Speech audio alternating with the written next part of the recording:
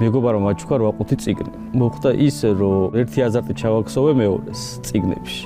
ანუ რაც მიყვარდა თემატურად იმ სფეროს გავყევი ისტორია, ფოლკლორს, ეთნოგრაფიას. დღე არ მახსენდება ბოლო 4 წლის განმავლობაში, სადაც წიგნი არ არსებობს, ანუ ძიების პროცესი, წიგნები, ახალი წიგნების მოძიება, კვლევა, ანუ სულ წიგნებში მაქვს ჩართული ბოლო 4 წელი. ჩემი ყოველდღიურობა და რაც მიყვარს იმას ვაკეთებს და ეს არ არის დამოკიდებული რაღაცაზე და ანუ სიამოვნებს და იმას უდგები. არ მეზარება და არ ვიღლები. რა არის ჩემთვის წიგნი? ჩემთვის მამოძრავებელი ძალა. შვილების მერე წიგნები მოდის. მომივიდა მასწინებს თხოვნა, რომ ოღუცთა თავშესაფარ სახლს სჭირდება წიგნებიო. სიამოვნა წოდეს, წიგნებიც უნდა და თითქმის ყველა მაქვს. დიდი სიამოვნებით საჩუქარს გავუკეთებ. მე თუ ნახე ვინმე, ვინც უშუალოდ ეს წიგნებშია ჩაფლული, დიდი სიამოვნებით დავიყენებ გვერდში. უფრო მეტი ძალა მოგოცემა 2-ს, 3-ს, 4-ს და საქართველოს ბუკინისტურ სამყაროს შევცვლიდით დიდი სიამოვნებით. ცოტა სხვა მიმართულებას მივცემდით. არის ხოლმე მომენტი, როცა გინდა დაისვენო. უშუალოდ მიწასთან კავშირი, ბუნებასთან კავშირი გაძლიერებდა ყოველთვის.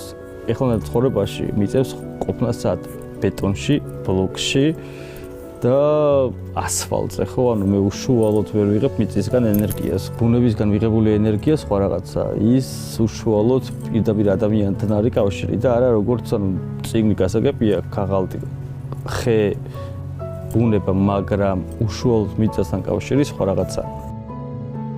სადაც დავისვენებდი, ეს არის ხვამლის მთა. მე დიდი სიამოვნებით ავიდოდი.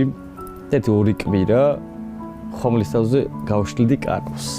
თავისი ენერგეტიკული ძალა აქვს. არ ვარ ნამყოფი, მაგრამ იმ დონეზე მიყვარს ეგ ადგილი, მისტიურია და თავისი ისტორიული დატვირთვა აქვს. ვქმნი ჩემთვის საინტერესო ისტორიას, ჩემთვის საინტერესო გარემოს და მყუდრო სიტუაციას და სივრცეს.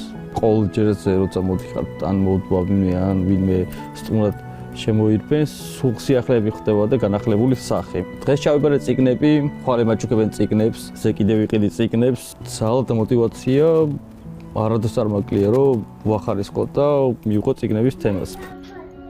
შაბათ-კვირას ჩემი შვილები მოდიან ხოლმე ჩემთან მაღაზიაში.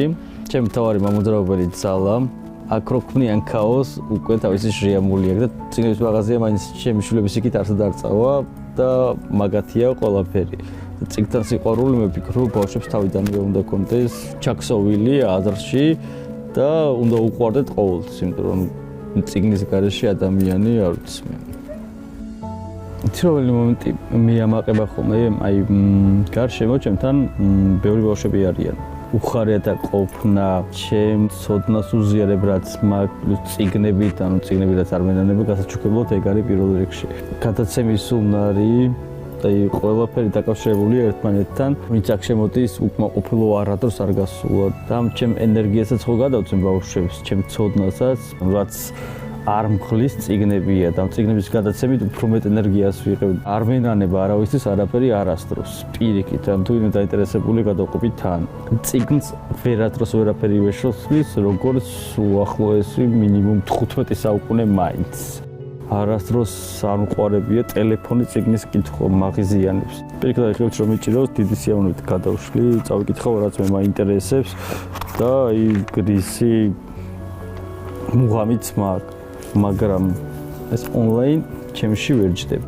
ჩემთან მოსული სტუმარი ყოველთვის მაძლევს ხოლმე ფრაზას, რომ აი რო შემოვდივარ თქვენ და სივრცეში გასხვავებული ძველი წიგნის სუნი დგას. მე სამწუხაროდ ცხვირი უკვე მიჩეული ვაქვს და ვეღარ ვგრძნობ აი ამ სიძველის და წიგნის სუნს. დაკარგული მაქვს, რადგან ყოველდღიურობაშია ეს შემცხოვრებაში და ხანდახან მენატრება ხოლმე ეს სუნი. და აი ამ თავისი ძველეს, თავისი ნოსტალგია აქვს, თავისი ისტორია აქვს.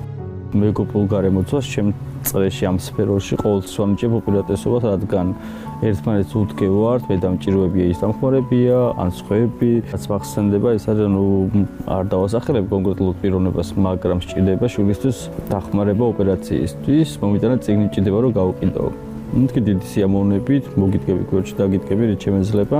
გავყიდეთ ეს წიგნი და აი ეს მეგობრული ჟესტი ერთმანეთის მიმართ გვერდში დგომის სხვა ძალა და мотиваციას გვაძლევს, სხვა ენერგიას გვაძლევს, იმიტომ რომ ანუ წიგნი ჩვენამდეც იყო, ჩვენს მერეც იქნება და სულ არსებობდა, მაგრამ ეს ადამიანური ფაქტორი, რომელიც არის, ხო? ყოველთვის მე ვანიჭებ უპირატესობას, რადგან ხვალზე რა მოხდება არავინ არ იცის, მაგრამ ეს ადამიანობა და მეგობრობა სამომავლოდ ყოველთვის წარმოაჩენს თავის თავს რა. ეხლა დიდი სიამოვნებით დავამთავრებდი ბუკინის სამყაროს კონტეს თავისი უმაღლესი განათლება, ხო? აი არ დავიშურებდი არც ერთ 3-4 წელს, ხო? მეტი გამოცდილება რომ მივიღო, უფრო სხვანაირად. სამეგობრო წრე, რომელიც ეხლა მაძლევს გამოცდილებას, ჩემთვის უბრალოდ ყოვლისა, რადგან მათგან ვიღებ და მათგან ვსწავლობ.